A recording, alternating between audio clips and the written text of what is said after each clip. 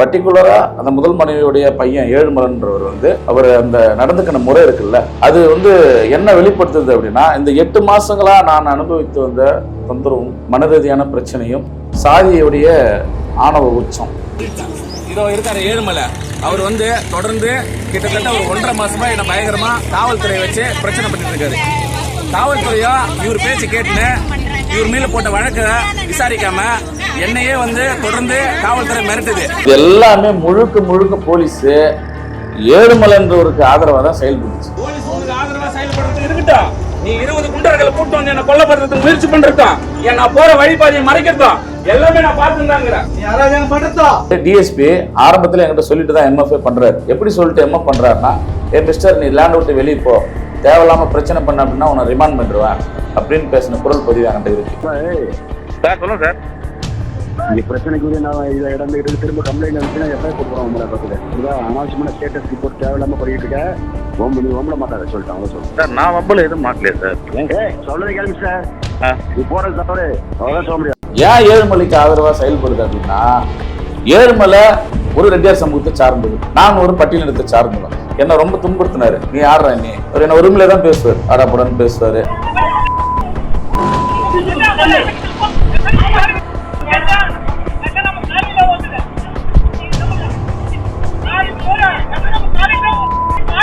என் தாயாரை வந்து உன் தந்தை கிருஷ்ணன் வந்து சுப்பாரெட்டிக்கார பிறந்தான்.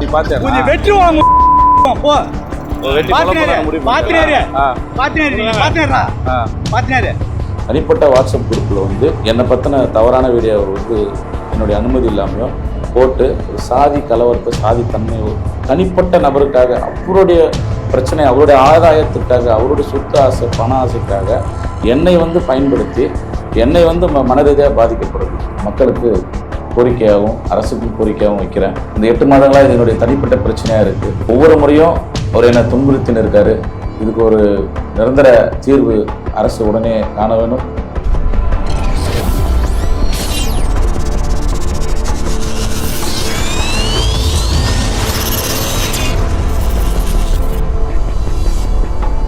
வணக்கம். ஹலோ தோழா. அடக்குமுறை, அதாவது வில்லேஜில் பார்த்தீங்கன்னா, கிராமப்புற பகுதியில் தலித் மக்கள் பார்த்தீங்கன்னா தினம் தினம் ஏதோ ஒரு வகையில் வந்து பார்த்தீங்கன்னா அடக்குமுறைக்கு வந்து உள்ளாகிறாங்க.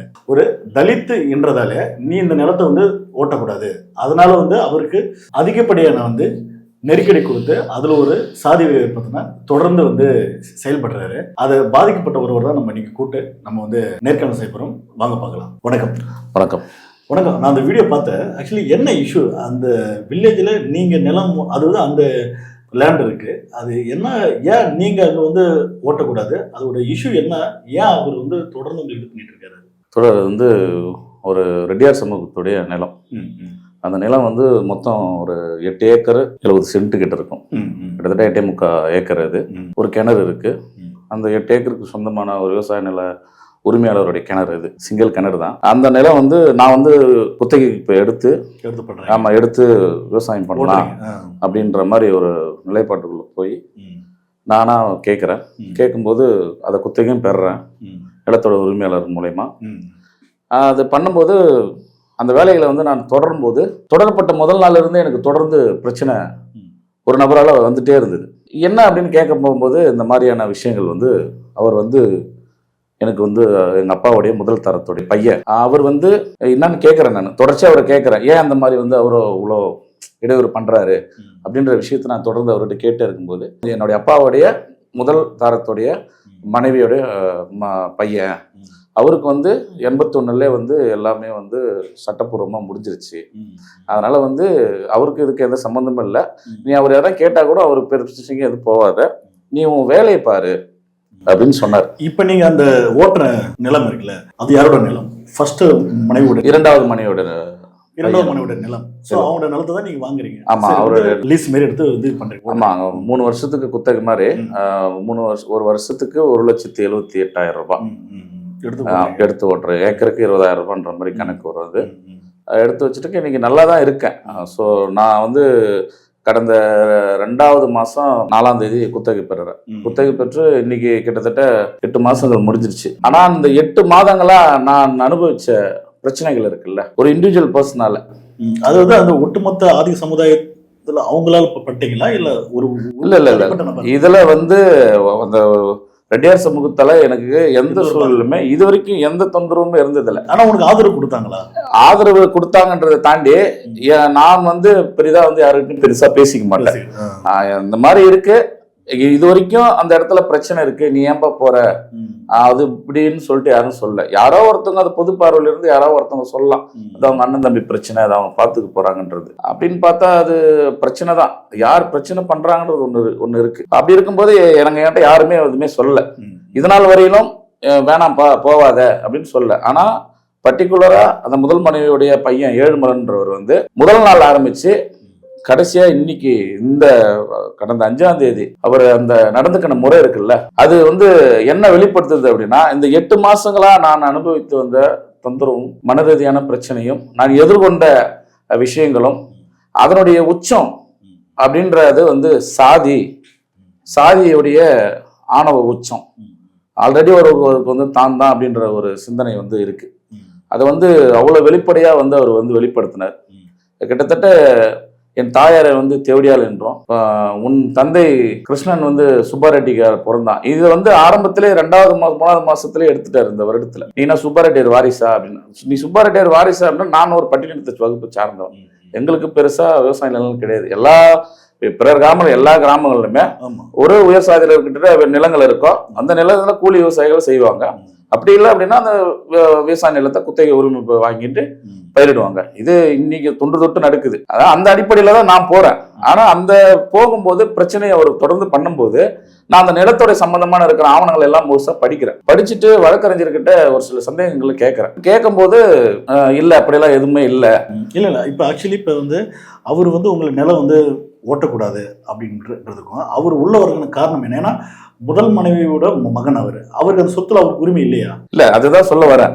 அதை பத்தி நான் படிக்கும் போது தெரியும் போதுதான் தெரியுது.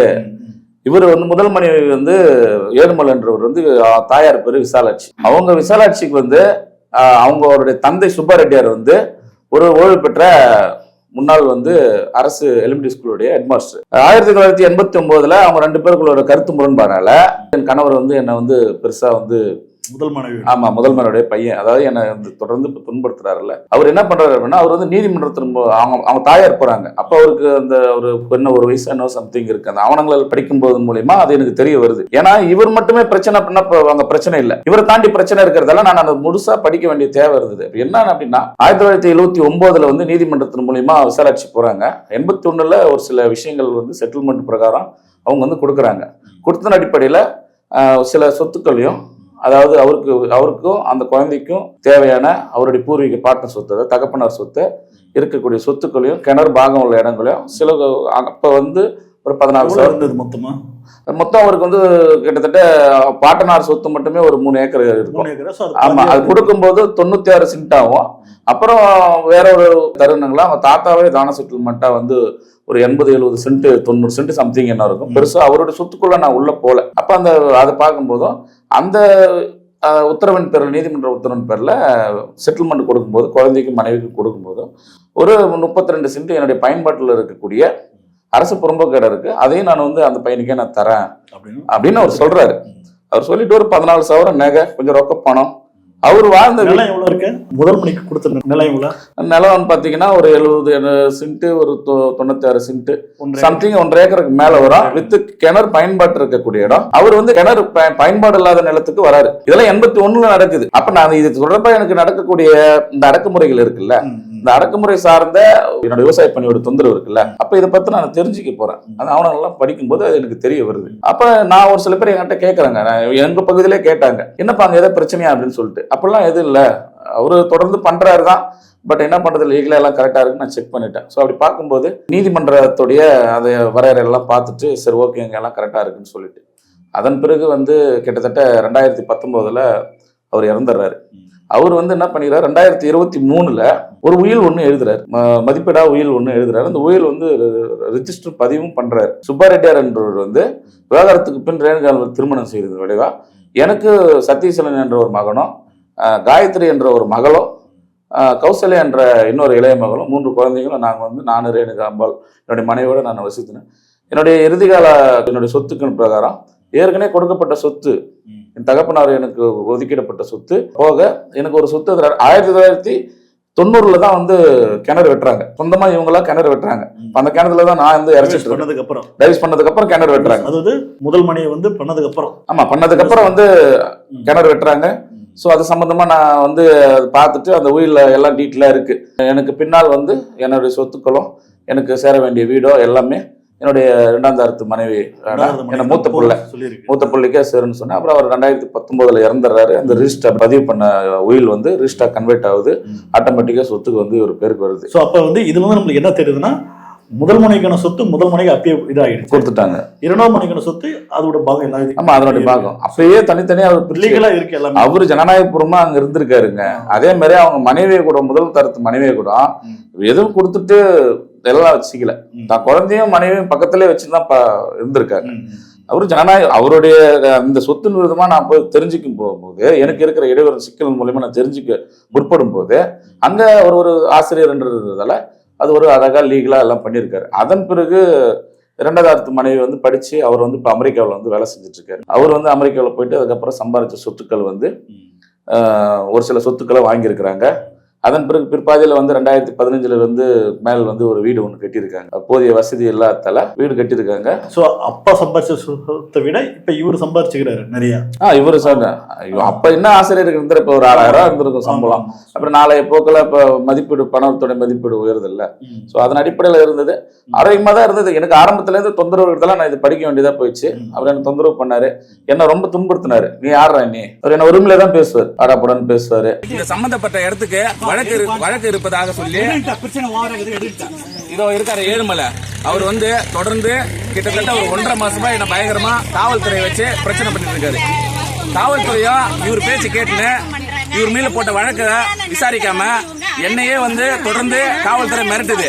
என்ன மிரட்டுது அப்படின்னா, இங்க ஒரு சாதிய பிரச்சனை வந்துடும், இங்க சாதிய ஒரு மோதல் வந்துடும் அப்படின்னு காவல்துறையே சாதிய பிரச்சனை திணிக்குது. எல்லாமே இருக்கு, டாக்குமெண்டாவே இருக்கு. லீகலா வந்து அப்படி இருந்தோம். முதல் தரத்து ஒரு மனைவியோட பையன் ஏன் உள்ள வராரு, என்ன காரணம், நோக்கம்? எனக்கு பின்வரும் நாட்கள்ல எனக்கு தொடர்ந்து இடையூறு பண்றது, தொந்தரவு பண்றது மூலியமா அது எனக்கு தெரிய வந்துச்சு. இருந்தாலும் எனக்கு அவரோட முரண்படுறதுல எனக்கு எந்த பிரச்சனையும் இல்லை.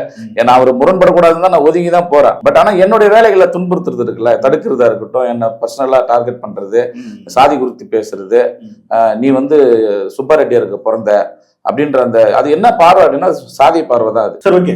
இப்ப முதல் மனைக்கான சொத்து முதல் மனைக்கு, 2ஆம் மனைக்கான சொத்து வந்து இந்த 2ஆம் மனைக்கு அப்படின்னு இருக்கு. ஏழுமலைன்றவர் எதுக்கு இதுக்குள்ள வராரு, என்ன காரணம்? அந்த சொத்து வேணுன்றாரா? அதாவது சுப்பாரெட்டியார்ன்றவர் வந்து 2019 இறந்து போறாரு. சரி, அவர் இறந்து போற வரைக்கும் அங்க எந்த பிரச்சனையும் இல்லை. ஆனா அதுக்கு 2 வருஷத்துக்கு முன்னாடி 3 வருஷத்துக்கு முன்னாடியே அவருக்கு சுகர் அதிகமா இருந்ததுனால ஒரு கால் எடுக்கிறாங்க. இன்னொரு நாள்ல இன்னொரு கால் எடுக்கிறாங்க. இன்னொரு கால், இந்த 2 கால் எடுக்கிறாத வரைக்கும் எந்த பிரச்சனையும் இல்லை. கால் எடுத்த உடனே பிரச்சனை பண்ணதா சொல்றாங்க. கால் எடுத்துட்ட பிறகு கொஞ்ச நாள்ல அவர் உடல்நல சரியில்லாம இருந்து இறந்து போயிடுறாரு. பின் பாதையில வந்து சொத்து வருது. இறந்து 6 மாசத்துல அவர் ஒரு வழக்கு தொடுக்கிறாரு. யாரு? முதல் மனைவியோடைய பையன் ஏழுமலை வந்து அவர் வந்து ஒரு வழக்கு தொடுக்கிறார். என்ன வழக்கு தொடுக்கிறாரு போது அந்த வழக்கையும் படிக்க வேண்டியதா இருக்கு. அது ஒரு 18 பக்கம் கொண்ட அறிக்கை அந்த வழக்கு. அந்த வழக்கு படிக்கும் போது அதுல ஏகப்பட்ட பேர் அந்த வழக்கில் உள்ள சேர்த்திருக்காரு. அப்ப அந்த வழக்கு நம்ம முழுசா படிக்கும் போது முதல் மனைவியோடைய பையன் பேர்ல இருக்கிற சொத்துக்கள் இருக்கிற சர்வே நம்பர் குறித்து தான் அந்த வழக்குல வந்து அதிகப்படியா இருந்தது. 2ஆவது மனைவியுடைய பையனுக்கு கொடுக்கப்பட்ட சொத்துக்களுடைய விவரம் அது உள்ள எக்ஸாக்டா இருந்துச்சு. பட் ஆனா முதல் மனைவிக்கு ஏற்கனவே 81 தீர்ப்பாயத்துல கொடுக்கப்பட்ட சொத்துக்கள் உள்ள விவரம் அதுல வரல. என்ன அவர் அதுக்கு மாறா சொல்லியிருக்காரு அப்படின்னா, என் தந்தை எனக்கு ஒரு 32 சென்ட் அரசு புறம்போக்கு நிலங்களை ஒதுக்கினார், எனக்கு சொத்து தரல அப்படின்னு. அப்ப இந்த 8 மாச கால என்னுடைய ஸ்ட்ரகிள் இருக்குல்ல, அந்த ஸ்ட்ரகிள்ல நான் அவரோட வந்து சட்ட ரீதியான ஒரு சில இந்த டாக்குமெண்டா நான் முரண்படும் போது ஒரு குறிப்பிட்ட ஒரு 4 மாசத்துக்கு முன்னாடி ஒரு கோர்ட்ல ஒரு அமெண்ட்மெண்ட் மறுபடியும் போடுறாரு. என் தந்தை நான் ஒரு கவனக்குறைவால 2019 தொடுக்கப்பட்ட வழக்கின் விளைவா என்னுடைய கவனக்குறைவால் நடந்த விஷயங்கள் நான் மறுபடியும் ஒரு திருத்தத்தை வந்து நீதிமன்றத்துல நான் தாக்கல் செய்யறேன் அப்படின்னு சொல்லி, அப்ப என் தந்தை ஒரு சில சொத்துக்களை எனக்கு பங்கிட்டு கொடுத்தார் அப்படின்னு சொல்லியிருக்காரு. ஆனா இது மூலியமா போலீஸ் கிட்ட சொல்லி என்ன போலீஸ் உள்ள லேண்ட் உள்ள என்ன போலீஸ் வர வச்சு ஒரு நாளைக்கு 2 போலீஸ் வரும். நீங்க சார் கொல்லிக்கு உரிமையாளர் இருக்கிறாங்க, நான் பயிர் வைக்க வரேன், அதை சொல்லுங்க. நீங்க ஏன் சார் ஆளுங்களை மிரட்டுறீங்க? ஆளுங்களை மிரட்டுறோம் சார், நாங்க வேலை செய்யக்கூடாதுன்னு சொல்லிடுறோம். இந்த வேலை செய்யக்கூடாதுன்னு சார் இருக்கு. ஏன் மரம் இறங்க சார் இங்க இருக்கும் சார் பட்டாயிரம் சார் நீங்க ஸ்டேஷன் நீங்க இன்ஸ்பெக்டர் வர சொல்றாரு. அன்ரிஸ்னா எனக்கும் சதீஷனுக்கு உண்டான பிரச்சனை. அன்ரிஸ் எனக்கு சதீஷனுக்கு உண்டான பிரச்சனை. போலீஸ் ஸ்டேஷன்ல என்ன விசாரணை பண்ணுவாங்க. போலீஸ் ஸ்டேஷன்ல விசாரணை பண்ணும்போது எங்க அப்பா எனக்கு சொத்தே தெரியல, பூரா சொத்து அங்க கொடுத்துட்டு தான் போலீஸ்க்கு சொல்லுவாங்க. வாழ்க்கை நடத்தின சுப்பாரிக்கு போறது பையன் நானே, எனக்கு இவ்வளவு சொத்து எனக்கு வந்து இத்தனை பேர் அண்ணன் தம்பி அத்தனை பேருக்கு சமமா ஷேர் பண்ணி கொடுக்கணும், ஒருத்தருக்கே கொடுத்துட்டாங்க. அதுல வந்து வாரிசுதாரங்க என்னை சேர்க்கவே இல்லை. நானும் சுப்பாரி ரெட்டியாருக்கு பிறந்த புள்ள தானே, அது லீகலா பிறந்த புள்ள. போலீஸுக்கிட்ட நான் திரும்ப திரும்ப சொல்றேன், நான் சட்டத்துக்கு புறம்பா எந்த வேலையும் செய்யல. சட்டத்தோட விதி மீறி நான் எதுவும் செய்யல. நான் சட்ட வரையறைக்குள்ள சட்ட வரம்புக்குள்ளதான் நான் வேலை செய்யறேன். என் மீது ஏதாவது குற்றம் என்ன தவறு இருந்தா நான் சட்டத்துக்கு புறம்பா செய்யறேன் அப்படின்னா என் மீது நீங்க தைரியமா வழக்கு பதிவு பண்ணுங்க, என்னை கைது பண்ணுங்க அப்படின்னு நான் சொல்லிதான் வேலையை செய்யறேன். அப்ப இன்ஸ்பெக்டர் வரட்டும் சார், பேசட்டும். அப்ப ஆளுங்க வேலை செய்யட்டும் சார், ஆளுங்க வேலை செய்யட்டும் சார். லீகலா இதுல எதனா நான் மிஸ்டேக் பண்றேன் அப்படின்னா, லீகலா இதுல நான் மிஸ்டேக் பண்றேன்னா என் மேல என்ன செக்ஷன்ல வேணாலும் நீங்க வழக்கு போடுங்க. ஆனா தொடர்ந்து அவர் பேச்சு கேட்டுக்கிட்டு ரொம்ப தொந்தரவு பண்ணதால சரியா கரெக்டா 28/4/2025 சென்னை கோர்ட்ல உயர்நீதிமன்றத்துல ஒரு ஆர்டர் ஒண்ணு நான் வாங்குறேன். அட்வொகேட் சொல்லி கேஸ் தொடர்ந்து போலீஸ் வந்து என்ன தொந்தரவு பண்ணுது அப்படின்னு சொல்லிட்டு, அதன் விளைவா எந்த ஒரு போலீஸும் எனக்கு லேண்டுக்குள்ள வந்து என்ன யாரும் எதுவும் பண்ணல. அதன் பிறகு பிற்பாதியில ஒரு சில மாதங்களுக்கு ஒரு சில நாட்கள் கழித்து ரூரல் டிஎஸ்பி, இன்ஸ்பெக்டர், எஸ்ஐ எல்லாருமே அடுத்தடுத்து டிரான்ஸ்பர் ஆகிடுறாங்க. அதன் பிறகு இப்ப புதிதாக வந்திருக்கக்கூடிய டிஎஸ்பியா இருக்கட்டும், இன்ஸ்பெக்டரா இருக்கட்டும், எஸ்ஐயா இருக்கட்டும், இது சம்பந்தமா ஒரு முறை என்ன விஷயம் அப்படின்னு தான் கேட்டாங்களே அவசரம். பிரச்சனைகள் நடக்குது. ஏழுமலை எனக்கு தொடர்ந்து தொந்தரவு கொடுக்குறாரு அப்படின்னா கடந்த 8/3/2025 ஃபர்ஸ்ட் ஒரு புகார் கொடுக்குறேன். அது பிசிஆர்ல கொடுக்குறேன். அந்த எஃப்ஐஆர் நம்பர் 44. அதை எம்எஃப் பண்றாங்க. அதை எம்எஃப் பண்ணும்போது டிஎஸ்பி ஆரம்பத்துல என்கிட்ட சொல்லிட்டு தான் எம்எஃப் பண்றாரு. எப்படி சொல்லிட்டு எம்எஃப் பண்றாருன்னா, மிஸ்டர் நீ லேண்ட் விட்டு வெளியே போ, தேவையில்லாம பிரச்சனை பண்ண அப்படின்னா உன்னை ரிமாண்ட் பண்ணிடுவேன் அப்படின்னு பேசின குரல் பதிவு என்கிட்ட இருக்கு. சார் சொல்லுங்க சார். இந்த பிரச்சனைக்குரிய நான் இதை இடந்துட்டு திரும்ப கம்ப்ளைண்ட் வந்துச்சுன்னா எஃப்ஐஆர் போட்டு போறோம் உங்களை பார்த்துக்க. புரியுதா? அனாவசியமான ஸ்டேட்டஸ் ரிப்போர்ட் தேவையில்லாம பண்ணிட்டு இருக்க. நீ வம்பல மாட்டாத சொல்லிட்டேன். அவ்வளவு சொல்லுங்க சார். நான் வம்பல எதுவும் மாட்டலையே சார். சொல்றது கேள்வி சார். நீ போறது தவறு, அவ்வளவுதான் சொல்ல முடியும். அப்ப அவர் சொல்றாரு, சும்மா அந்த மாதிரி நீ சாதி கீதின்னு வச்சுன்னு பேசின்னு இருந்தேன்னா தேவையில்லாம வந்து பிரச்சனை ஆயிடும், நான் ரிமாண்ட் பண்ணிடுவேன் அப்படின்னு ஒரு என்ன மிரட்டுறாரு. அதுக்கு நான் என்ன மிரட்டுறீங்களா சார் அப்படின்னு, மிஸ்டர் நான் எம்எஃப் பண்ணிட்டு போயிட்டே இருப்பேன் அப்படின்றாரு. அது பேசின குரல் பதிவு என்கிட்ட இருக்கு. ஒரு முறை விவசாயத்துல இருந்து தேவையற்ற முள் கட்டைகளை வந்து ஏற்றி அதை வந்து வீட்டுக்கோ இல்லை வேற எங்கன்னா ஒரு இடத்துல நான் வந்து அதை இது பண்ணும்போது அதை அவர் ஏழுமலைன்றவர் வந்து அதை கரெக்டா நின்று வாட்ச் பண்ணி எந்த டிராக்டரு எந்த வண்டி நம்பரு அப்படின்னு சொல்லி சம்பந்தப்பட்ட ஸ்டேஷன் எஸ்ஐக்கு சொல்லி, எஸ்ஐயும் ஒரு பிசியும் வந்து நானும் அப்போ வந்து கரெக்டா அங்கதான் இருக்கேன், விவசாய நிலத்துல இருக்கேன். ஆனா நான் வேற ஒரு பகுதியில் இருக்கேன். வேற ஒரு பகுதியில இருந்து பொருள் ஏற்றின்னு போகுது. அது இருக்கும்போது என்னடா தேவையில்லாம ஒரு போலீஸ் வருது, வந்து என்ன வண்டி நம்பரு கேட்டு சொல்லிட்டு எங்க இருக்குதுன்னு காட்டுன்னு ஏழுமலை போகாம ஏழுமலை ஒரு ஆளை விட்டு போகுது. கரெக்டா டிராக்டர் போகும்போது போலீஸ் அப்பதான் ஸ்டேஷன்ல இருந்து வெளியே வருது. எஸ்ஐ வராரு, அந்த டிராக்டர் அப்பதான் கிராஸ் பண்ணி போகுது. அந்த டிராக்டருக்கு எனக்கு ஃபோன் பண்ணி சொல்றாரு, என்ன மச்சான் போலீஸ் போகுது அப்படின்னா. ஆனா மறுபடியும் போய் எந்த டிராக்டர் எந்த வண்டி நம்பர்னு கேட்டு போயிட்டு வேற ஒரு டிராக்டரை பிடிச்சி வைமரிச்சு அந்த வண்டி நம்பர்னா அதுக்கப்புறம் சுத்தின்னு வந்து அந்த டிராக்டர் பிடிச்சி 3 நாள் ஸ்டேஷன்ல வச்சுருந்தேன். 3 நாள் அந்த டிராக்டர் ஸ்டேஷன்ல வச்சுன்னு இன்ஸ்பெக்டர், எஸ்ஐ, சிஐடி இவங்க எல்லாரும் காலையில ஒரு பஞ்சாயத்து, சாயங்காலம் ஒரு பஞ்சாயத்து, மறுபடியும் அடுத்த நாள் ஒரு பஞ்சாயத்து, 3வது நாள் 9 மணி வரைக்கும் உட்காந்து நீ இந்த சொத்து விஷயமா வரமாட்டேன்னு சொல்லிட்டு போ, நான் டிராக்டரை விடுறேன் அப்படின்னு எழுதி கொடுத்துட்டு போன்ற எழுதி கொடுத்துட்டு போ. எல்லாமும் லீகலா இருக்கு, டாக்குமெண்ட் இருந்தும் நீ அந்த நிலத்துல வந்து ஓட்டாத. இது எல்லாமே முழுக்க போலீஸ் ஏழுமலைன்றவருக்கு ஆதரவா தான் செயல்பட்டுச்சு. ஏன் ஏழுமலைக்கு ஆதரவா செயல்படுது அப்படின்னா, ஏழுமலை ஒரு ரெட்டியார் சமூகத்தை சார்ந்தவர், நான் ஒரு பட்டியலினத்தை சார்ந்தவன். நான் பயிரிடுற நிலம் ஒரு ரெட்டியார் சமூகத்தை சார்ந்தவர் நிலம். அப்ப இவங்க யாருக்கு வந்து பண்றாங்கன்னா, நான் சட்டப்பூர்வமா இருக்கிற எனக்கு எதிராக தான் போலீஸ் வந்து செயல்படுது. சட்டத்துக்கு புறமா வேலை செய்யற ஏழுமலைக்கு போலீஸ் வந்து வேலை செய்யுது. போலீஸ் வந்து ரொம்ப கொடூரமா என்னை வந்து ஹேண்டில் பண்ணாங்க. அந்த டைம்ல எல்லாம் வந்து அந்த டிராக்டர் வந்து எங்க பகுதி சார்ந்த பட்டியலின பகுதி சார்ந்த ஒருத்தருடைய டிராக்டர். அது எங்களுக்கும் அவங்களுக்கு கிராஷ் ஏற்படுத்துறதுக்கான எல்லா முயற்சியும் வந்து போலீஸ் வந்து எடுத்துச்சு. அப்ப நான் 3வது நாள் நான் கொண்டு வரதுக்கான விஷயம், சாதி கலவரத்தையும் தாண்டி சொந்த மக்களே வந்து எனக்கு எதிராக மோத விடுறதுக்கான எல்லா வேலையும் வந்து பண்ணாங்க. அதாவது ஒரு தனிப்பட்ட ஒரு இஷ்யூ வந்து ஒரு சாதிக்கான பிரச்சனையா வந்து ஆமா மாத்துறதுக்கான முயற்சி ஏழுமலை பண்ணுவாரு. ஆனா இந்த சாதி மக்கள் அது விரும்ப மாட்டாங்க. கிட்டத்தட்ட நான் 2000க்கு மேற்பட்ட மக்கள் இருக்காங்க, ஆதிதிராவிட பகுதியில இருக்காங்க. எனக்கு அது அவசியமும் இல்லை. அதே மாதிரி அந்த ரெட்டியார் சமூகத்துல இருக்கிற மக்களுக்கும் அது அவசியமும் இல்லை. அவங்க வேலையை அவங்கவுங்க பார்த்துட்டு இருக்காங்க. ஆனா இவரு ஏழுமலைன்றவரு அவருக்கு தான் சொத்து மேல ஆசை. ஒரு வயசானவங்க ஒரு பெண் இருக்கா, ஏமாத்தி பண்ணிடலாம் போயிடலான்னு வந்துடலாம் அப்படின்ட்டு, நீங்க உண்மையிலே உங்களுக்கு சொத்து வேணா நீங்க நீதிமன்றத்துல போட்டிருக்கீங்க, ஜெயிச்சா எடுத்துட்டு போக போறீங்க. சட்டம் உங்களுக்கு உண்மையிலே அத்தாரிட்டி கொடுத்தா நீங்க எடுத்துக்கங்க. இதுல என்கிட்ட வர்றதுல எந்த விதத்துலயும் நியாயம் இல்லைல்ல. அப்ப போலீஸ் ரொம்ப ஆதரவா செயல்பட்டு எல்லா வழக்கும் அவர் மேல ஒரு எஃப்ஐஆர், எல்லா எஃப்ஐஆரும் ரிமூவ் பண்ணிட்டே இருக்கும். புகார் கொடுத்தனா எஃப்ஐஆர் போடும், எம்எஃப் பண்ணிட்டோம். இது சம்பந்தமா எல்லா சம்பந்தப்பட்ட மேல் அதிகாரிகளுக்கும் போயிட்டான். காவல்துறை நடந்த சம்பந்தமா நான் ஆணையத்துக்கும் போயிருக்கேன். பிற்பாதையில மறுபடியும் ஒரு சில மாதங்கள் கழித்து மறுபடியும் பிரச்சனை பண்றாரு. அப்போ ஒரு புகார் கொடுக்குற 2/7/2025 புகாரா, அது 87/2025 எஃப்ஐஆர் பதிவு பண்ணப்பட்டு என் கவனத்துக்கே எட்டாம அதை எம்எஃப் பண்றாங்க. விசாரணையும் பண்றது இல்ல, எம்எஃப் பண்றாங்க. அதன் பிறகு மறுபடியும் அதன் தொடர்ச்சியா 10/7/2025 ஒரு புகார் கொடுக்குறேன். அந்த புகார் சிஎஸ்ஆர் போட்டு அப்படியே வச்சுட்டாங்க. அதுக்கு மேல் நடவடிக்கை எடுக்கல, என்ன விசாரிக்கவும் இல்லை. அதன் பிறகு மறுபடியும் தொந்தரவு பண்றாரு. என்ன அப்படின்னா, விவசாய நிலங்கள் தொந்தரவு பண்ணது மாதிரி ஆர்டர் மூலியமா போலீஸ் தலையீடு இல்லை. கிட்டத்தட்ட ஒரு 4 மாசம் போராட்டத்திற்கு நீதிமன்றத்தின் மூலியமா ஒரு உத்தரவு வாங்கிட்டு வந்தது விளைவா போலீஸோட தொந்தரவு இல்லை. அது இல்லாம எனக்கு மறைமுகமா போலீஸ் ஏழுமலைக்கு ஆதரவா வேலை செஞ்சுச்சு. அப்ப 3 வழக்கு போட்டிருக்கீங்க, 3 புகார் நான் கொடுத்திருக்கேன், 3துலயும் எஃப்ஐஆர் போட்டிருக்கீங்க, 3 பிசிஆர்ல போட்டிருக்கீங்க. இது இங்கன்னு இல்ல, தமிழ்நாடு முழுக்க இப்படிதான் நடக்குது. வழக்கு போட்டுற வேண்டியது, விசாரிச்சு தானே ஒரு புகார் மனு ஏற்று விசாரணை நடத்தி அது வழக்கு பதிவு செய்யணும். புகார் கொடுத்தனா 24 மணி நேரத்தில் ஒரு எஃப்ஐஆர் போட்டுறது, 90 நாள் கழிச்சு எம்எஃப் பண்ண வேண்டியது. எம்எஃப் பண்ணிட்டு இன்னி வரைக்கும் நீதிமன்றத்துல அதனுடைய ஆவணங்களை, அதாவது காப்பீஸ், சார்ஜ் ஷீட் போட்டு ஃபைல் இது வரைக்கும் எனக்கு தரல. ஒரு கோர்ட்ல இருந்து ஒரு ஆர்சிசி வருது அப்படின்னா அந்த சம்மன், நீதிமன்ற சம்மன் வரும்போதே அந்த கோப்புகளும் எனக்கு கொடுக்கணும், காப்பீஸை கொடுக்கணும்.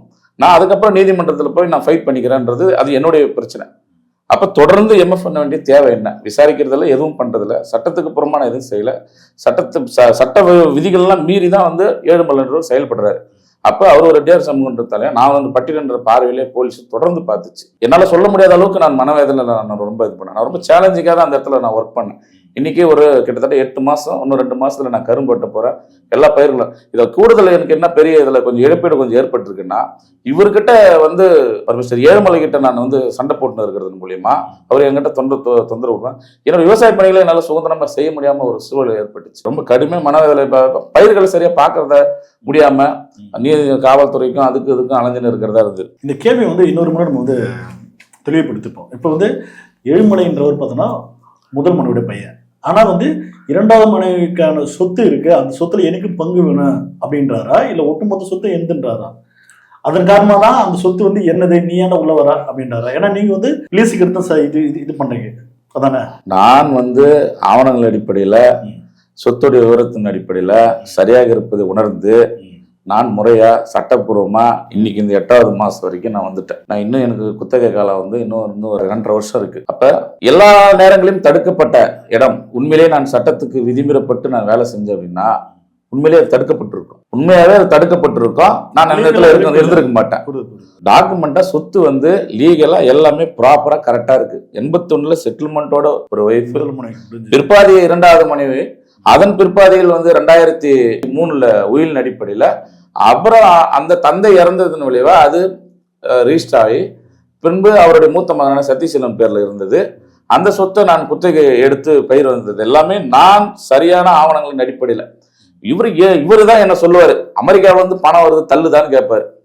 எப்படி பேசுவாருன்னா ரொம்ப உச்சத்தின் எல்லையா பேசுவார். அப்போ நாளடைவுல நான் கொடுக்கப்பட்ட புகார்கள் எம்எஃப் செய்யப்பட்டது ஏழுமலைக்கு தெரிய வருது. ஓகே, இப்ப நீங்க சொல்றீங்களா, இப்ப அந்த நிலத்தை நீங்க குத்திக்கு எடுத்து நீங்க ஓட்டுறீங்க. இதுக்கு முன்னாடி பார்த்தோன்னா அந்த நிலத்துல இந்த மாதிரி இஷ்யூ இருக்கு தெரிஞ்சு போனீங்களா, தெரியாம போனீங்களா? அந்த நிலத்துக்கு அப்புறம் தான் அந்த விஷயம் இருந்தது. நான் ஆரம்பிக்கும் போதுதான் அந்த இடத்துல ஒரு பிரச்சனை இருக்கு அப்படின்றது எனக்கு தெரிய வருது. ஏன்னா முதல் நாளே நான் ஸ்டாப் பண்ணிட்டாரு. அதுதான் முன்கூட்டியே நான் முதல்ல சொன்னேன். நான் முதல் நாள் வேலை செய்யும் போதே அவர் என்ன ஸ்டாப் பண்றாரு. ஸ்டாப் பண்ணி தடுக்கும் போது அது சம்பந்தமா நான் மிஸ்டர் சதீசன் கிட்ட கேட்கிறேன், ஏன் அந்த மாதிரி அவர் ஏழுமலை தடுக்கிறாருன்னு. அப்போ அவர் ஒரு சில டீட்டெயில் சொல்றாரு. ஏற்கனவே நான் சொத்துக்களை முழுசா படிச்சுட்டேன். இப்போ கூடுதலா இன்னும் முன்னோக்கி படிக்க வேண்டியது தேவை இருந்தது, எங்க இருந்து வருது அப்படின்னு. ஏன்னா எனக்கு ஒரு சமூக அக்கறை இருக்கு. இந்த சமூகத்தின் மீதான ஒரு பார்வை இருக்கு. நான் இந்த சமூகத்துல ஒரு புதுத்தன்மையில வாழ்ந்துட்டு இருக்கேன். நான் பொதுவான வேலைகளை நான் செஞ்சுட்டு இருக்கேன். இதுல இன்னொரு விஷயம் பேசணும். இதுல வந்து முழுக்க பார்த்தா பாதிக்கப்பட்ட ஒருத்தன் பார்த்தோன்னா யாருன்னா முதல் மனைவி விட இரண்டாவது மனைவி தான் பாதிக்கப்பட்டது நம்ம பேசப்படும். ஏன்னா அவங்களோட சொத்து தானே அது, அவங்களோட சொத்துல இவ்வளவு நாளா அது வந்து ஓட்டிட்டு இருந்தாங்களா இல்ல ஓட்டாம தான் இருந்திருக்காங்க. ஓட்டாம இருந்திருக்காங்க. அந்த சொத்தை இவ்வளவு நாளா நான் போறதுக்கு முன்னாடி கடந்த 2 வருஷமா ஓட்டிட்டு இருந்திருக்காங்க. 2 வருஷமா ஓட்டிட்டு இருந்தாங்க. ஓட்டக்கூடாது அப்படின்னு சொன்னதுக்கு காரணம் யாரு? இவருதான் முதல் தரத்துடைய எனக்கு அந்த சொத்துல எனக்கு இது இருக்குன்ற உரிமை இருக்குன்றாரு. உங்களுக்கு உண்மையிலே உரிமை இருக்கு அப்படின்னா நீங்க 2019 உங்க தந்தை இறந்த பிறகு ஒரு வழக்கு போட்டிருக்கீங்க.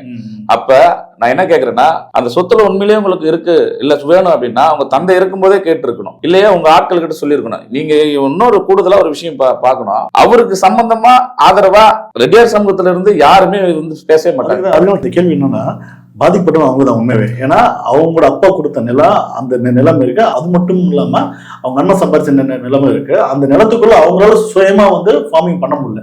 இதுக்கு முடி எதிரியா இருக்கிறது பார்த்தோன்னா அவங்க அண்ணன், இன்னொரு முதல் மனைவியோட அண்ணன் இல்லையா? ஆமா. சோ இதுக்கு இவருக்கு ஆதரவா அந்த சமுதாய மக்கள் யாருமே இல்லையா?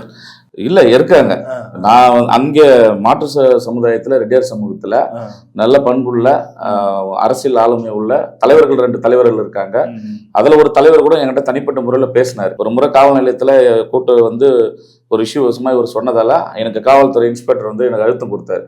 அந்த அழுத்தம் வரும்போது அவர் சொன்னாரு, சொத்து பயிர் வச்சுக்கப்பா, சொத்துலாம் இன்னும் பிரச்சனை இல்லை அப்படி இப்படின்னு சொன்னாரு. அவரு கூட என்ன சொன்னாரு, அப்படியா சரி பேசிக்கலாம் போப்பா, நான் பேசுறேன் ஏழுமலைகிட்ட சொல்றேன் அப்படின்னு தான் சொன்னாரு. பேர் சொல்ல விரும்பல.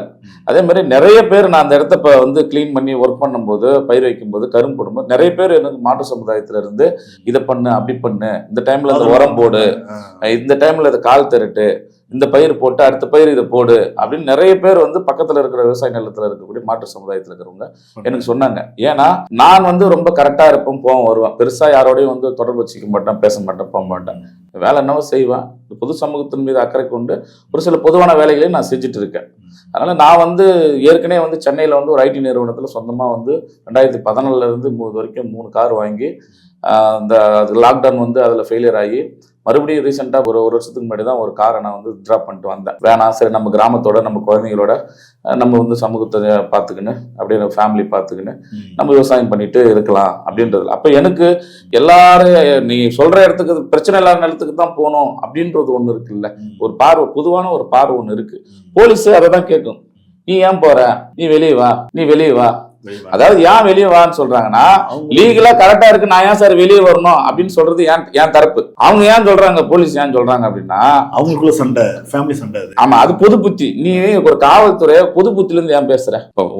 படிக்காதவன் அறிவில்லாதவன் அரசியல் அறிவில்லாதவன் தான் என்ன பண்ணுவான், அவங்க 2 பேரும் அண்ணன் தம்பி பிரச்சனைப்பா, அவங்க என்ன பாத்துக்க போறான்னு சொல்லுவான். உனக்கு ஒரு அதிகாரம் இருக்கு, அதிகாரத்துல ஒரு அலுவலராக இருக்கிற, சட்ட ஒழுங்கு நடவடிக்கை நீங்க தான் பார்க்கணும். தம்பி ஆவணெல்லாம் கரெக்டா இருக்கு, நீ நீதிமன்றத்துல பாத்துக்க. இத முதல் கரெக்டா சொன்னவரு ஒரு எஸ்ஐ தான். ஆவணெல்லாம் கரெக்டா இருக்குது, நீ நம்பர் ஆகி வச்சிருக்க, நீ சம்பந்தமா வேணா ஸ்டே வாங்கிக்கலாம், சொத்து வந்து லீகலா கரெக்டா இது பண்ணி சிந்தனை ஒண்ணு தடுக்கூடாதுப்பா அப்படின்னு சொன்னவரு அதை இன்னொரு மேல் காவலர் வந்து அதை ஸ்டாப் பண்ணாரு. தொடர்ந்து இந்த 2வது மாசத்துல இருந்து இந்த நிமிஷம் வரைக்குமே கொடுக்குற என்னுடைய புகார் எல்லாம் என்ன பண்ணுவாங்க, என்னை கூட்டு விசாரிக்க மாட்டாங்க, எதுவுமே பண்ண மாட்டாங்க. ஒரே ஒரு கேள்வி கேட்பாங்க, சிவாஜி படத்துல வரா மாதிரி, எத்தனை முறை சார் இதே கேள்வி கேட்பீங்கன்ற மாதிரி ரஜினி சொல்ற மாதிரி ஒரே ஒரு கேள்வி தான் கேட்பாங்க, நீ ஏன் அங்க நீ அங்க விட்டு வந்துரு. ஆமா, இப்ப நீங்க வந்துட்டீங்கன்னா அப்ப இன்னொரு யார் தான் அங்க பண்றது? இதுல எனக்கு இதுல சோகமான விஷயம் என்ன அப்படின்னா, ரொம்ப வருத்தத்தக்க விஷயம், ஒரு மனிதாபிமானற்ற செயலில் வந்து தொடர்ந்து அவர் ஏழுமலை ஈடுபட்டார். எனக்கு மட்டும் இல்லை, என்னால ஹேண்டில் பண்ண முடியுது. நானே ஒரு 8 மாசம் இவ்வளவு பேர் தாக்கு பிடிக்கிறேன் அப்படின்னா எந்த ஒரு இதுவுமே இல்லாம 2வது மணிக்கு 70 வயசு ஒரு மூதாட்டி, அவங்க துணையில கணவன் இருந்து வாயிற ஒரு பொண்ணு, இவங்க 2 பேரோட தொடர்பை பத்தி பேசுவார். ஒரு கூடுதலா ஒரு படி போய் கடந்த 5ஆம் தேதி சாயங்காலம் 6 மணிக்கு அவங்க பூர்வீக வீட்டுல போயிட்டு விளக்கு வச்சுட்டு வந்திருக்காங்க. அந்த விளக்கு வச்சுட்டு அந்த விளக்கு தூக்கி அடிச்சுட்டு இவங்க வீட்டு 2வது மணி வீட்டோட இன்னொரு புது வீடு இருக்கு, அந்த வீட்டு வாசல்ல வந்து பறையன ஓத்தவலை அப்படின்றாரு. காலனி புல்லா உன் கதை காரி மீது அந்த வயன விவசாயம் முறைச்சார். நான் கேட்கும்போது அவளை போய் நீ போ, அதாவது ஒரு பெண்ணை எந்த அளவுக்கு இழிவுபடுத்தி பேசணுமோ அந்த அளவுக்கு இழிவுபடுத்தி பேசிட்டு அவர் மேல கடந்த 2024 நவம்பர் மாசத்துல இதே பொண்ணை மாடு பூச்சின்னு போயிருக்கும் போது அடிச்சு வழக்காகிக்குது. இவரும் கவுண்டர் கொடுத்துக்கிறாரு. 2 தரப்புல எஃப்ஐஆர் போட்டிருக்காங்க. இவங்க ஏவி வாங்கிட்டாங்க. ஆனா இவங்க கொடுத்த பெட்டிஷன் எம்எஃப் பண்ணிடுச்சு போலீஸ். ஏழுமலைன்ற மேல நடவடிக்கை போலீஸ் எடுக்காது. எஃப்ஐஆர் போடுவாங்க. அந்த எஃப்ஐஆர் இருக்க வரைக்கும் கம்முன்னு இருப்பாரு. எம்எஃப் பண்ணோடனே ஆரம்பிச்சிருவாரு. இல்லைன்னா என்ன தேவடியா பையன் பொதுவில் சொல்ல முடியுமா அவரால்? தேவடியா பையன்றாரு, செருப்பால் அடிப்பன்றாரு, 2 முறை கை நோயின்னு வர்றாரு அடிக்கிறதுக்கு. இதே ஒரு வேலை இந்த வீடியோவில் பார்த்தா உங்களுக்கு வந்து வெட்டிடுவேன் கொடுத்துருவேன் அப்படின்றாரு. கண்டம் தொண்டமா வெட்டிடுவேன்றாரு. நீ ஏன்டா உள்ள வர? அப்ப அவர் என்ன பண்றாரு அப்படின்னா, இது இல்லாம என்ன கஞ்சா அடிச்சுட்டு வரேன், என்ன வந்து சொத்துக்கு ஆசைப்படுற, பணத்துக்கு ஆசைப்படுற, என் பொம்பளைங்க வந்து குளிக்கிறது வந்து பாக்குறதுக்கு வர அப்படின்னு சொல்றது. பொது வழியில செவுறு கட்டுறோம். பொது வழியில போவாத ஒரு அரசு புறம்போக்கு நில இது சந்து, அதுல போவாதன்னு செவுறு கட்டும். 2 முறை செவுறு கட்டினார். 2 முறை அதை எடுத்து ஒரு முறை 20 பேர் கூட்டின்னு வந்து கட்டினார். அப்பயும் நான் எதுவும் பண்ணேன். இதை நான் வந்து எந்த என்னுடைய தனிப்பட்ட என்னுடைய குடும்ப சார்ந்த உறவுகளுக்கு நண்பர்களுக்கோ யாருக்குமே இது வரைக்கும் நான் சொன்னதில்லை. கிட்டத்தட்ட போலீஸ் சம்பந்தமாகவும் இவர் சம்பந்தமாகவும் இவருடைய என்கிட்ட நடந்துக்கின சம்பந்தமாகவும் கிட்டத்தட்ட 100 வீடியோ என்கிட்ட இருக்கு. நான் ஒரு வீடியோ கூட எதுவும் போட்டதில்லை. ஆனா அவர் என்ன பண்ணுவார் தெரியுமா? அங்க நடக்கிற விஷயங்கள் எல்லாம் எடுத்துன்னு வந்து அவருடைய குரூப்ல போடுவார். தனிப்பட்ட இப்ப ஒவ்வொரு இடத்துலயும் ஒரு வாட்ஸ்அப் குரூப் யாராச்சும் பயன்படுத்துறாங்க. ரெட்டியார் சமூகத்திலயும் குரூப் இருக்கு, அவருக்கும் தனியா பங்காளி குரூப் இருக்கு. அதுல போடுவாரு. அதுல போட்டு என்ன வந்து என் கேரக்டர் வந்து தப்பா ப்ரொஜெக்ட் பண்ணுவார். இப்ப இன்னொரு இதுல கேள்வி கேட்க வேண்டியது இருக்கு. 2வது மனைவி, ஏன்னா இப்ப அவங்க வீட்டுல பார்த்தோன்னா ஆண்கள்ன்றது யாருமே இல்லை. ஸோ அந்த 2 பெண்களுக்கு பாதுகாப்பு யாரு? இப்ப அந்த சமுதாயத்தை அந்த பகுதியில் உள்ள மக்கள் என்ன சப்போர்ட் பண்றாங்களா? ஏன்னா காவல்துறையும் சப்போர்ட் பண்ணல. ஏன்னா ஏழுமலைக்கு தான் பெரிய சப்போர்ட்டா இருக்கு. ஏன்னா அதனாலதான் இவங்க அந்த நிலத்தை வந்து இது பண்ணாம இருந்தாங்களா? ரொம்ப சிம்பிளுங்க. ஓரளவுக்கு பினான்சியலா ஃபேமிலியா நல்லா இருக்கிறாங்கன்ற பார்வை காவல்துறைக்கு உண்டு. ஆனா அந்த 2 பெண் பாதிக்கப்பட்டிருக்காங்க அப்படின்றத காவல்துறை உணர்றது இல்லை. இது இப்ப இல்ல, ஒரு 7 வருஷமாவே இருக்கு. உண்மையிலே சொல்றேன், நான் வந்து ஒரு விவசாய கூலியாகவும் அந்த குத்தகைதாரர் என்ற முறையிலும் வேலை செய்யறது மூலியமா ஒரு மூதாட்டி, ஒரு வயசானவங்க, அதே மாதிரி ஒரு கணவன் வந்து இருக்கிறவங்க, அந்த டைம்ல அவங்களுக்கு என்னென்ன உதவி என்னால செய்ய முடியுமோ ஒரு மனிதாபிமான அடிப்படையில ஒரு எங்கேயாச்சும் மெடிக்கல் போறது, மாத்திரை, அவங்களுக்கு சுகர் மாத்திரை அது இதுன்னு வாங்கிட்டு வர்றது, அவங்க ஏதாவது கஷ்டப்படும் போது அவங்களுக்கு ஆறுதலா ஒரு வார்த்தை சொல்றது, அது நான் ஒரு மனிதாபிமான அடிப்படையில நான் செஞ்சுட்டு தான் இருக்கேன். ஆனா மனிதாபிமானமே இல்லாம தொடர்ந்து செயல்படுறது ஏழுமலைன்றவர் தான். நான் எந்த இடத்துலையுமே அவரை நான் இது வரைக்கும் நான் வந்து வாடா போடா தரக்குறைவா நின்று எந்த இடத்துலையுமே நான் சொன்னதே கிடையாது. ஒரே ஒரு முறை இடம் கிளீன் பண்ணும்போது எனக்கு அவருக்கு வாக்குவாதம் ஆயிடுச்சு. அவர் பேசும்போது என்ன வரம்பு மீறி பேசினார். அவரு வந்து எல்லா டைமே என்ன வாடா போடம் தான் பேச, சுப்பரெட்டியாருக்கு பிறந்தேன்னு கேட்பாரு. நான் ஒரு பட்டினத்தை வகுப்பு சார்ந்தவன்னு தெரியும் அவருக்கு. நீ கிருஷ்ணனுக்கு பிறந்தியா அப்படின்னு நான் கேட்டா கோவப்படுவார். நானும் அப்படிதான் சார் நடந்திருக்கேன். நீங்க சார் ஏழுமலை பார்ட்டி அந்த பார்ட்டியே கிடையாது சார். ஏழுமலை சொல்றது புரிஞ்சுங்களா? வாடா போடான்னு பேசக்கூடாது. பேர் சொன்னா மரியாதை இல்லைன்னு அர்த்தம் கிடையாது. பேர் சொன்னா மரியாதை இல்லைன்னு அர்த்தம் கிடையாது. புரியுதா? நீங்க போங்கன்னு சொல்லிட்டல. ஏன்னா அவர் விவசாயன்ற மனநிலை. அவர் வந்து பொதுவா அந்த ரெட்டியார் சமூக மக்களோட இணைஞ்சு வாய மாட்டார். அவர் தனியா இருக்காரு. தனியா கொல்லியில வீடு கட்டின்னு இருக்காரு. இணைஞ்சு வாய மாட்டார், சிரிக்க மாட்டார். ஒரு 4 பேரோட சுருக்கமா வாழ்ந்துருவார். ஆனா எல்லா தில்லுமுள்ள வேலையும் அராஜகமா அட்டூழியம் பண்ணுவார். வேற யார் என்கிட்ட பண்றது கூட ஓகே, நான் வந்து காவல் நிலையத்துல புகார் கொடுத்துருக்கு, புகார் எம்எஃப் பண்ணியிருக்காங்க. இது சம்பந்தமா நீதிமன்றத்துக்கு போயிருக்கேன், ஆணையத்துக்கு போயிருக்கேன், எல்லா இன்னும் எந்த இடத்துக்கு வேணாலும் போவோம்.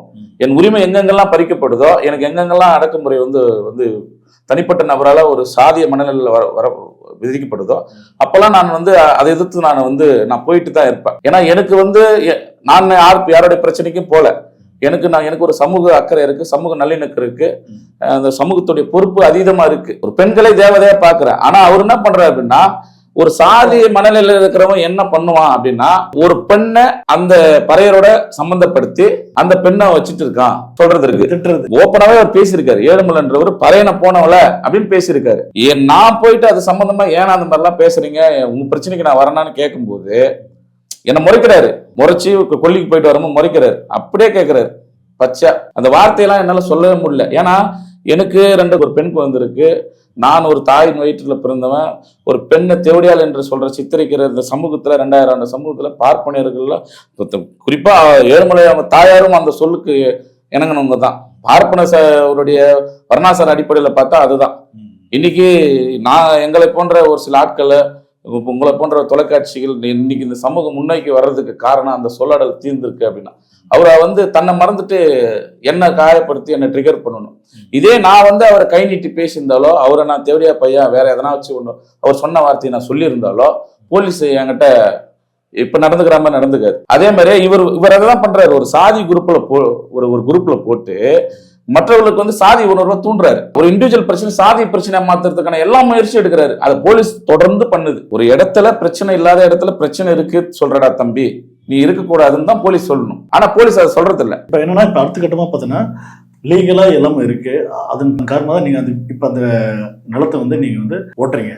சரி, இப்ப அடுத்த கட்டமா வந்து வேற என்ன மாரி இஷ்யூ வருது? ஏன்னா இப்ப நிலம் வந்து இவ்வளவு நாளா வந்து ஓட்டாம இருந்தது. இப்ப நீங்க கோர்ட்டு மூலமா போயிட்டு அது இப்ப அந்த நிலத்தை வந்து இது பண்றீங்க, ஃபார்மிங் பண்றீங்க. இப்ப அடுத்த கட்டமா அவர் என்ன மாரி தொந்தரவு பண்றாரு உங்களுக்கு? அதான் உச்சகட்டமா அவர் மேல கொடுக்கப்பட்ட வழக்கு எல்லாமே எம்எஃப் பண்ணிட்டாங்க போலீஸ். மறைமுகமா அவருக்கு ஆதரவா செயல்படுது. காவல்துறை தான் இதுக்கு முழு பொறுப்பே. காவல்துறை முழுக்க இந்த இன்னைக்கு நான் இந்த 8 மாசம் நான் பட்ட வேதனைகளும் இடையூறுகளும் இருக்குதுல்ல, ஏழுமலை அவரால் வந்து ஏற்பட்டது.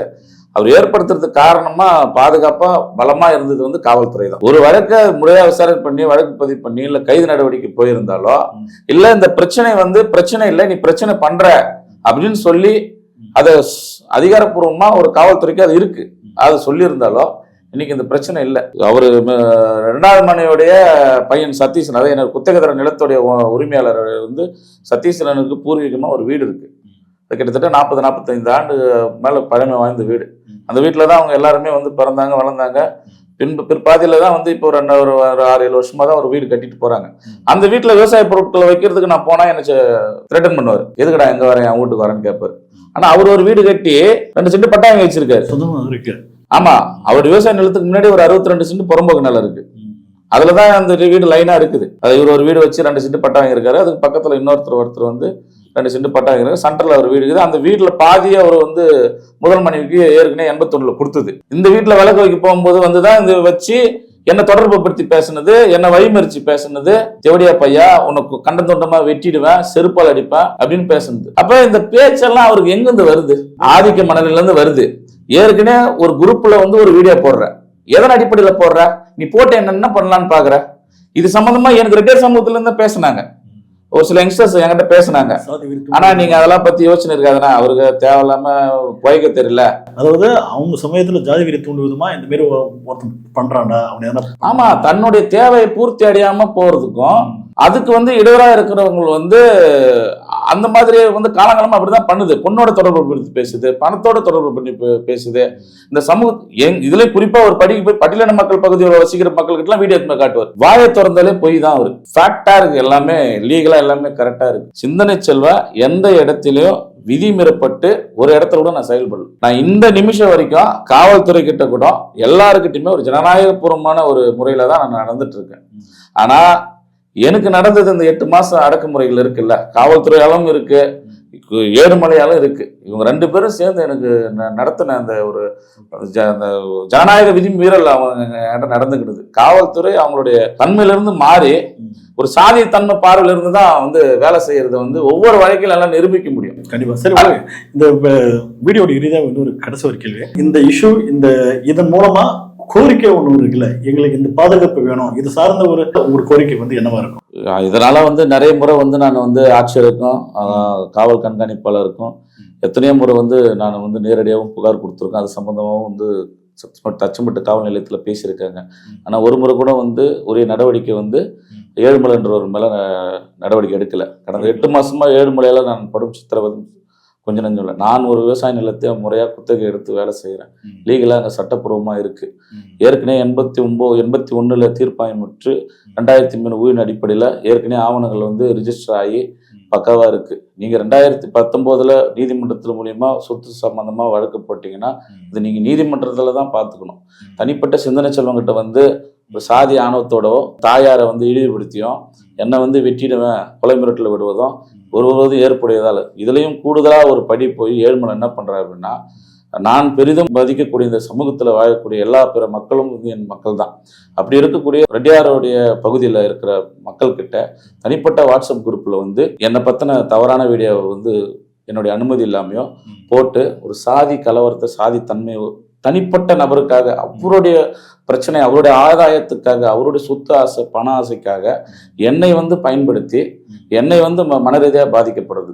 அதே மாதிரி நிலத்துடைய இடத்துடைய உரிமையாளர் அவர் சத்யசீலன் அவர்களுக்கு சொந்தமான பூர்வீக வீட்டில் கிணற்றுக்கு பக்கத்தில் இருக்கக்கூடிய விவசாய பொருட்களை எடுத்துன்னு வந்து வைப்பதற்கு அந்த வீட்டில் தொடர்ந்து அவர் பூட்டு போட்டு பண்ணிட்டு இருக்காரு.